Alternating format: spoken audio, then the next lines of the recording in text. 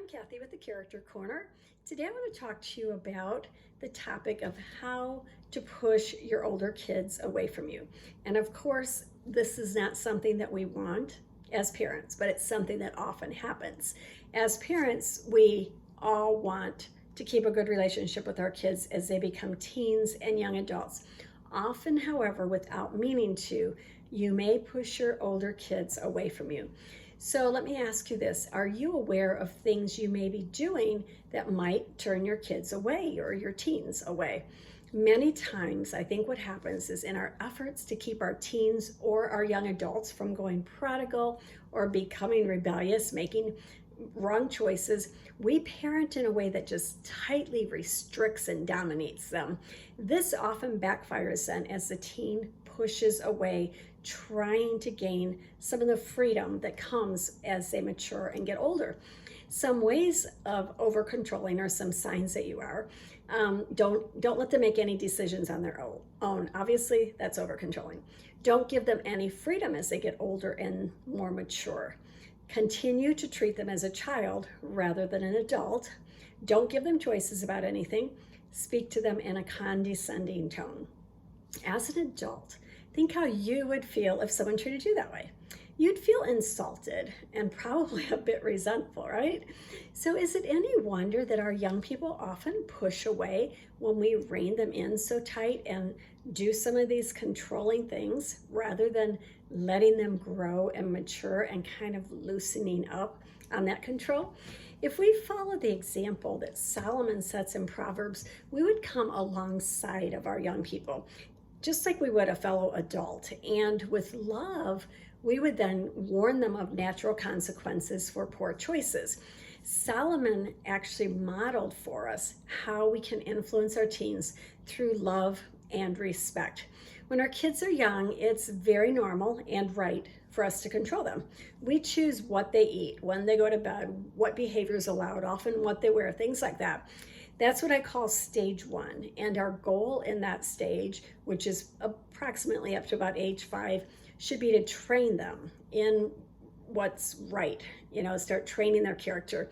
And then we gradually want to lead them to stage 2, which is the stage of self-control, where they can start doing the right things without us having to control every little decision for them. And then by the teen years, the goal is for them to reach stage 3, which is the stage of God control. We want them to then be able to live a life that is controlled by what God says is right or wrong. Now, many parents tend to just get stuck in that control stage. It's easy to do, and I think sometimes we don't even realize we're doing it. But when we get stuck in that control stage, here are some things that can happen. Number one, teens won't learn self-control. If we get stuck in that, it's going to lead to teens that have not learned any self-control. They haven't had to. Number two, it can lead to young people who are resentful because they're still being treated like a child. Number three, it can lead to losing their hearts as they push away in an effort to get a little bit of that freedom that they're looking for as they mature. Number four, it can lead to us losing the opportunity to influence them in their teen and young adult years, because once again, they're going to kind of shut that door to us if we're too controlling. And they think, I can't even talk to them without them telling me what to do. And so it's important that as our kids begin their teen years, we need to start slowly coming alongside them as an encourager and a guide rather than telling them what to do every step of the way. As we gently come alongside them, I want to mention and talk about 7 things that we should be doing. Number one, we should teach them how to make decisions. Show them how to make a list of the pros and the cons when they're making important decisions, and then of course encourage them to pray about that decision also. Number two, teach them to have wise counselors. The Bible says that in the multitude of counselors there is safety, and we need to encourage our kids from the time they begin their teen years to have wise counselors that they can talk to. Number three, teach them responsibility. They need to learn and recognize the fact that their choices and their actions bring consequences, and they also need to learn how to be a reliable, responsible worker and adult. Number four, teach them self-control. We already kind of talked about this being our goal along the way, but this starts when they're young, when we teach them to start controlling their emotions and their attitudes and their actions. As they continue to grow up, they need to learn to control their impulses and to do what's right, whether they feel like it or not, because that's a big part of character, where you do the right thing. Number 5, be sure you listen when they come to you. This is a tough one. Sometimes we are so quick to want to give our opinion or give our answers. Don't be so busy trying to plan your answer to what they're telling you that you fail to hear their heart. And often that's a mistake we make. We don't listen to their heart. When they're telling us something and they're sharing what's on their heart and their mind, we should be listening to what they're saying, not just the words, but their heart.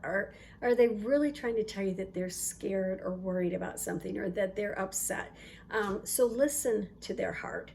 And then number 6, don't stress out when you fear that they're making wrong choices.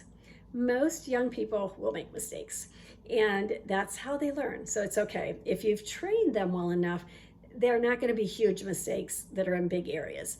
Or they'll make those mistakes and they'll realize, oh, that was a bad choice, and they'll learn from that, even though they had to learn the hard way. It's a lesson they will remember.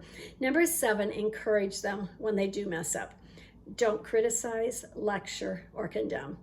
They usually know when they've messed up and made a mistake, and they've probably already suffered some of the consequences. The last thing that they need is to hear us saying, I told you so, or you shouldn't have done that. What were you thinking? So with those 7 things in mind, I just want to remind you that we do still need to have boundaries and rules in the home for our young people, but at the same time, we need to balance that with some freedom. They earn that freedom as they show that they're growing in responsibility, and as they earn your trust by proving that they're responsible and trustworthy. So ask God today to give you wisdom to help you have that balance that's needed to have influence with your young people and teens and keep their heart at the same time.